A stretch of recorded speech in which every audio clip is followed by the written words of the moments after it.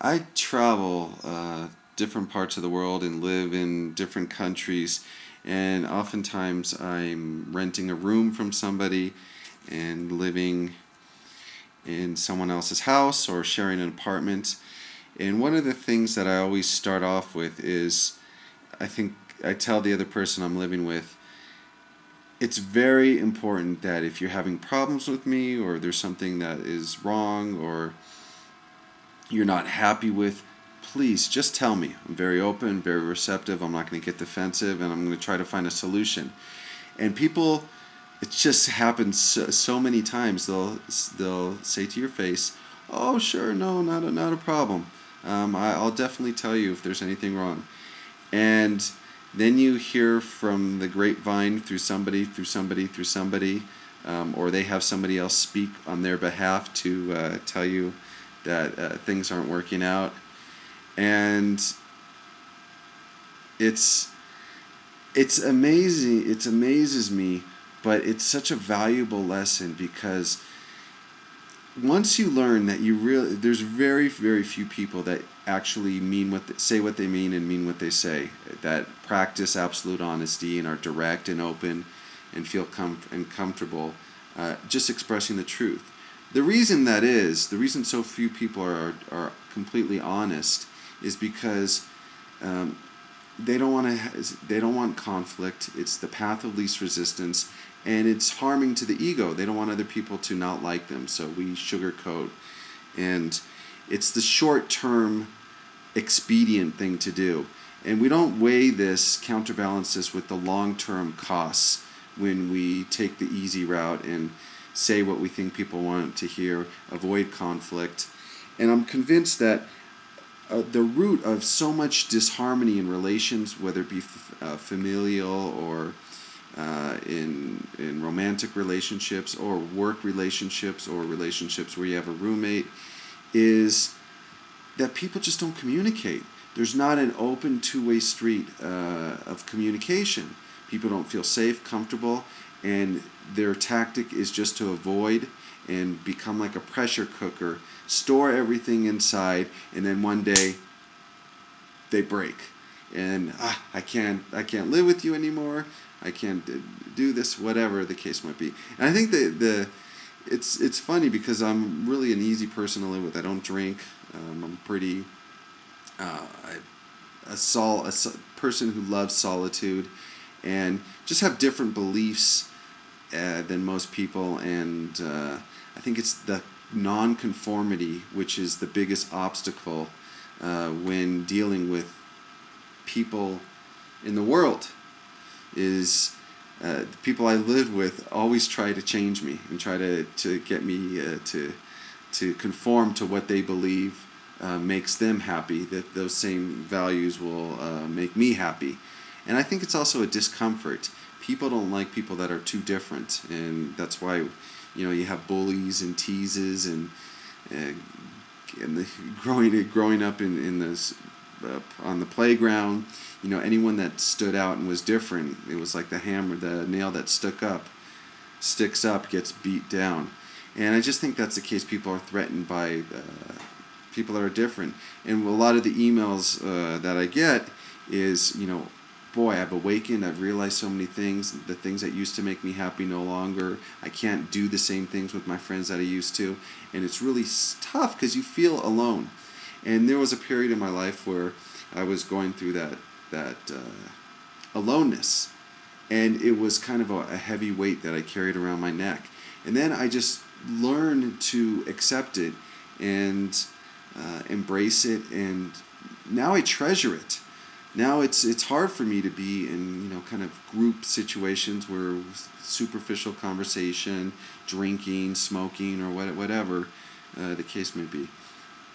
So getting back to the point of people rarely say what they mean, and I thought that if I would have full disclosure ahead of time, that people would feel it would be like a permission for them to feel safe and confident to come up and be direct and say how they feel. Well, that's just not the case. And oftentimes we have a misperception because we've changed, because we're open and honest and direct. We put those same expectations and hopes on other people, and the reality is far different. So I've had another situation where I was just totally taken by surprise, where things were building up and the person never spoke to me. So what I've learned is it's best to ignore what people say. It really is. It's better.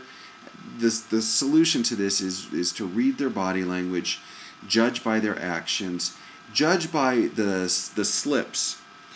People often will say what they're really feeling in a joking manner. If they feel it's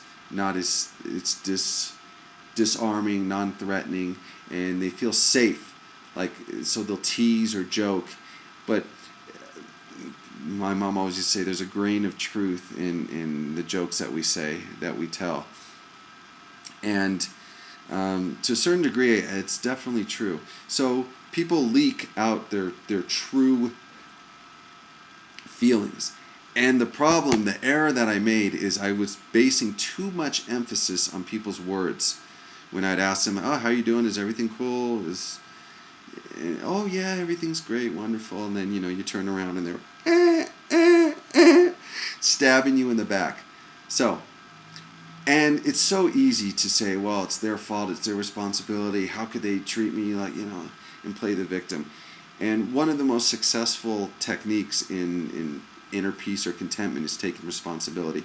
So even though the situation I'm experiencing now was, I was not at fault, I'm looking at ways I am responsible, or ways that I can learn and grow from the situation. And the thing that I learned is just, you got to go by people's actions.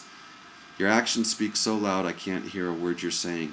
And so much of our heartache in relationships is because we ignore red flags, we ignore people's actions, and we want to project our beliefs, our needs upon other people, instead of really basing our emotional state in reality and having that as our strong foundation. And there's just really no other way to operate. And it's a sad truth when you have to come to say that, you just can't really trust people. You can't really, you have to be aware. You have to hope for the best, expect the worst, and be prepared. And I think that's the thing. Sometimes people that are along the spiritual path have a tendency to let their guard down, and then they get shot with darts and get injured and are too vulnerable. And this world is not, lovey-dovey, airy-fairy, all is well. I appreciate and I love everyone, no matter what they do. I mean, the reality is we're animals.